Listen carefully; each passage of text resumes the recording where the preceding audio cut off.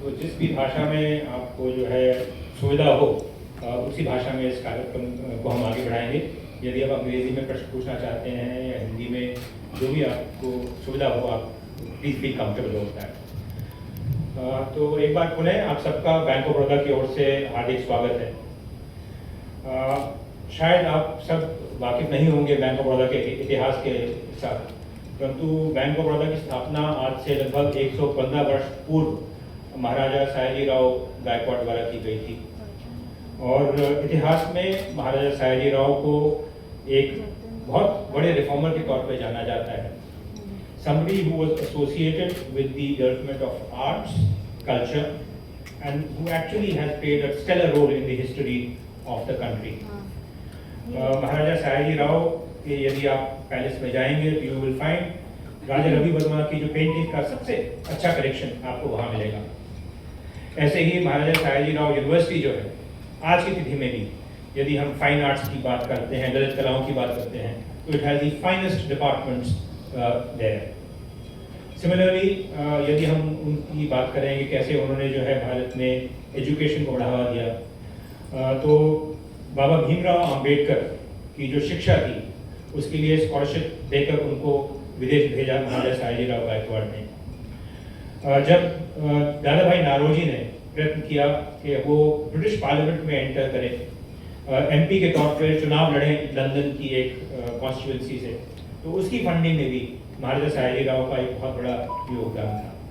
तो इसीलिए उस इतिहास को देखते हुए, बैंक ऑफ बड़ौदा के इतिहास को देखते हुए हमें मानते हैं कि ये हम पर दायित्व है कि आज की तिथि में भी हम भी अपनी ओर से प्रयत्न करें कि कहीं ना कहीं जो एक राष्ट्र की जो एक सांस्कृतिक प्रगति है उसमें कहीं ना कहीं हम भागीदार बनें।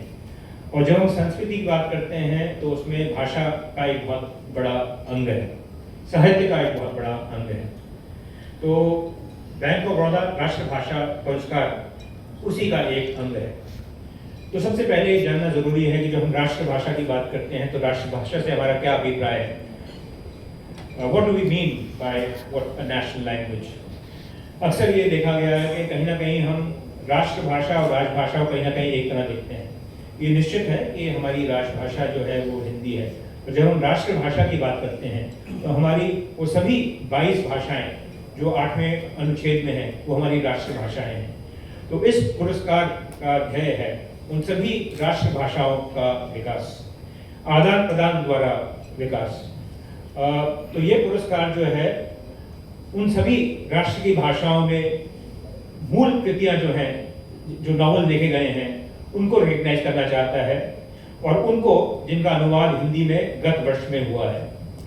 तो इस द्वारा हमारे विचार में सभी राष्ट्रभाषाओं का आदर होगा, उनका विकास होगा, उनकी जो मूल कृतियां हैं उनका सम्मान होगा, और साथ साथ उन मूल कृतियों को भले ही वो तमिल में लिखी गई हो, उड़िया में लिखी गई हो, बंगला में लिखी गई हो, उनको जो है एक व्यापक एक पाठक वर्ग से हम संपर्क करा पाएंगे। इस उपन्यास के लिए हमने जो है एक बहुत आवश्यक है कि जब हम किसी पुरस्कार की बात करते हैं तो उसमें एक क्रेडिबिलिटी बहुत इंपॉर्टेंट होती है कि पुरस्कार में जो है वो जूरी की क्रेडिबिलिटी क्या है। तो हमें बहुत गर्व है, हमें बहुत फक्र है कि हमने जिस जूरी को इंस्टीट्यूट किया था इस अवार्ड के लिए, उसकी चेयरमैनशिप श्रीमती गीतांजलि श्री कर रही हैं। आप सब वाकिफ होंगे कि गत वर्ष इंटरनेशनल बुक प्राइज से श्रीमती गीतांजलि श्री को नवाजा गया था वेद समाधि के लिए, टूम ऑफ सैंड। और it is also again just a coincidence that as I speak to you today, I was just looking up the Financial Times, and today they have made the announcement for the International Booker Prize for this year.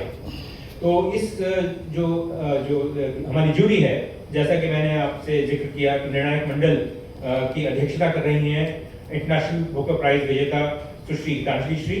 इसके सदस्य हैं प्रख्यात चिंतक एवं रचनाकार श्री पुष्पेश पंत, तथा साहित्य और अनुवाद के क्षेत्र में कई प्रख्यात शख्सियतें जैसे कि श्री अरुण कमल, सुश्री अनामिका और श्री प्रभात रंजन।